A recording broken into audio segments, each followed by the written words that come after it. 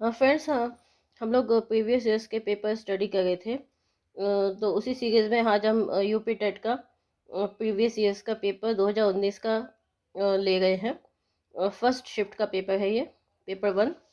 इसका हम part 1 study करेंगे, child development and teaching method.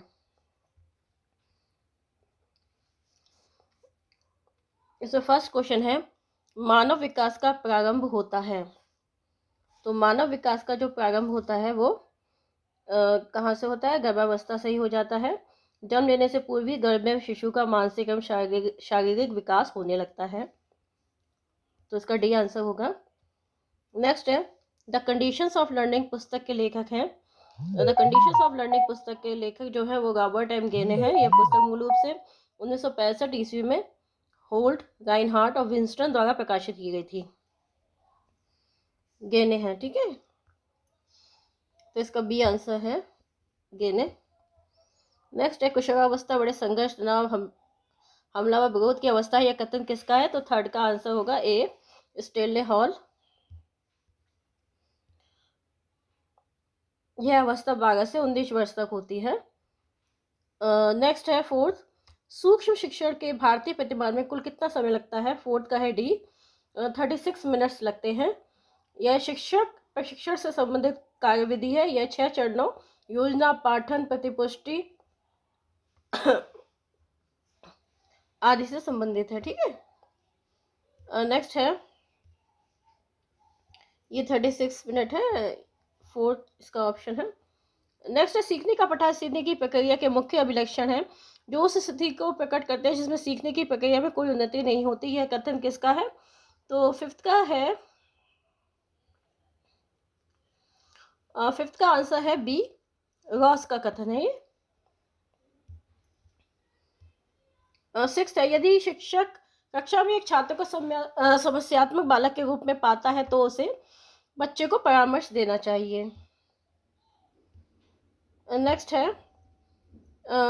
पाठ्य सहगामी क्रिया मुख्यतः संबंधित है। सेवेंथ का है ए, छात्रों के सर्वांगीण विकास से। शिक्षण का मूल उद्देश्य क्या होता है? छात्रों का सर्वांगीण विकास करना, यानी कि पाठ्यक्रम के अतिरिक्त उनके आंतरिक गुणों का विकास करना भी होता है।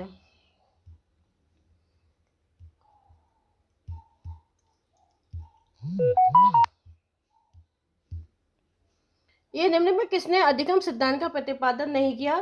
तो फिर ये ब्लूम ने नहीं किया था, बाकी सबने किया है। 9 का शिक्षा में अवरोधन का क्या तात्पर्य है? किसी बालक का 1 वर्ष के से अधिक समय तक एक ही कक्षा में रहना। 9th है, निम्न में से किस कौशल में पूर्व ज्ञान का परीक्षण आता है? तो 10th का है आपका ए, प्रस्तावना कौशल में। नेक्स्ट है, किसने बहुविमात्मक प्रज्ञा का प्रत्यय दिया? 11th का है सी, गार्डनर ने। इन्होंने बुद्धि को भाषाई, तार्किक, देशिक, संगीतात्मक, शारीरिक, गति संवेदी, अंतःवैयक्तिक तथा प्रकृतिवादी 8 भागों में विभाजित किया था। डिसलेक्सिया में क्या होता है, क्या प्रॉब्लम होती है? तो इसमें क्या होता है, देखने में परेशानी होती है, पढ़ने में। नेक्स्ट है, पढ़ने में परेशानी होती है डिसलेक्सिया में। 13 का है,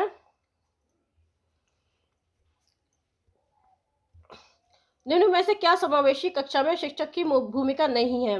तो 13वें का है, शिक्षक को निःशक्त बच्चों पर ध्यान नहीं देना चाहिए, यानी कि शारीरिक, मानसिक व सामाजिक रूप से विशिष्ट बालकों को सामान्य बालकों के साथ पढ़ाना।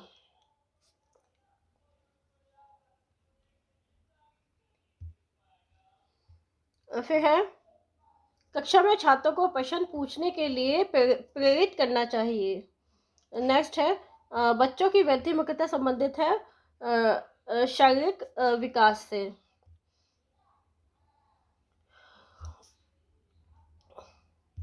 नेक्स्ट है, व्यवहार के कारण व्यवहार में परिवर्तन ही अधिगम है। यह किसने कहा था?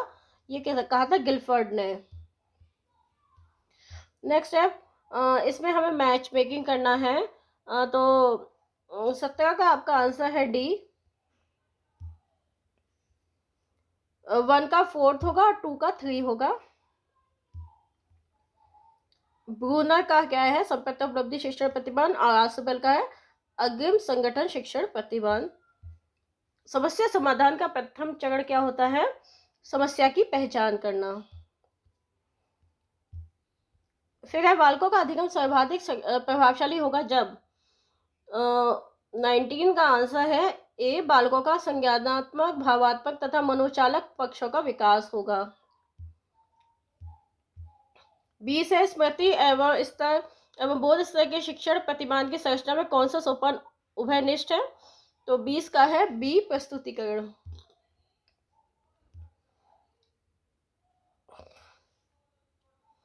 स्मृति स्तर एवं बोध स्तर के शिक्षण प्रतिमान की संरचना में प्रस्तुतिकरण सोपान उभयनिष्ठ है। प्रस्तुतिकरण के द्वारा व्यक्ति अपने अमूर्त विचारों को मूर्त रूप प्रदान करता है। और 21 का है किस निम्न में से किस सिद्धांत को पुनर्बल का सिद्धांत भी कहते हैं, तो ये क्रिया प्रसूत अनुबंध सिद्धांत है। 22 का है आपका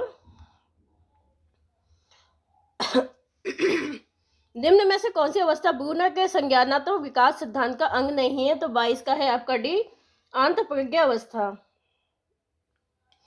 इनके सिद्धांत के अनुसार इस मॉडल के द्वारा मनुष्य अपने वातावरण से सामंजस्य स्थापित करता है। नेक्स्ट है मार्गदर्शन ने बोध स्तर के शिक्षण प्रतिमान में 5 पदों का वर्णन किया है, वे कौन कौन से हैं, तो 23 का आपका है ये आंसर है आपका, second, first, fourth, third, fifth. Next है 24 निम्न में से कौन सा संज्ञानात्मक क्षेत्र से संबंधित नहीं है, तो 24 का है आपका डी, अनुमूल्यन। नेक्स्ट है निम्न में से कौन सा अधिगम का वक्र नहीं है, 25 का है आपका बी, लंबवत। फिर 26 है आपका इसका आंसर होगा सी, यानी कि ए का है आपका थर्ड, थॉर्नडाइक। एनिमल इंटेलिजेंस, पुनर्बनल अनुसूची स्किनर का है। और सारगर्भिता का नियम किसने दिया था, गेस्ट्रॉल्ट ने। अनुकूलन पियाजे का है। विकास कभी ना समाप्त होने वाली प्रक्रिया है, यह कथन किस सिद्धांत से संबंधित है, तो 27 का है सी, निरंतरता का सिद्धांत। यह प्रक्रिया मां के गर्भ से ही प्रारंभ हो जाती है और मृत्यु पर्यंत तक चलती रहती है। और 28 का है संविधान के किस संशोधन से शिक्षा एक मौलिक अधिकार बन गई, तो 28 का है फोर्थ, 86 जो संशोधन हुआ था उससे। तो 29 था विप्रेरणा के मूल प्रवृत्ति सिद्धांत के प्रतिपादक थे, 29 का है डी, मैकडूगल। और लास्ट क्वेश्चन है विकास की किस अवस्था को कोल तथा ब्रूस ने संवेगात्मक विकास का अनोखा काल कहा था, तो 30 का है आपका ए, बाल्यावस्था। तो फ्रेंड्स ये था यूपी टेट 2019 का फर्स्ट पेपर। अगर आपको ये वीडियो पसंद आए तो इसे लाइक और सब्सक्राइब जरूर कीजिएगा। और अगर इसी तरह के और वीडियोस अगर आप चाहते हैं तो बेल आइकन को प्रेस कर दीजिएगा ताकि आपको नोटिफिकेशन मिलता रहे। और इसे वीडियो को शेयर भी कीजिएगा ताकि अधिक से अधिक लोग को प्रिपरेशन में आसानी हो।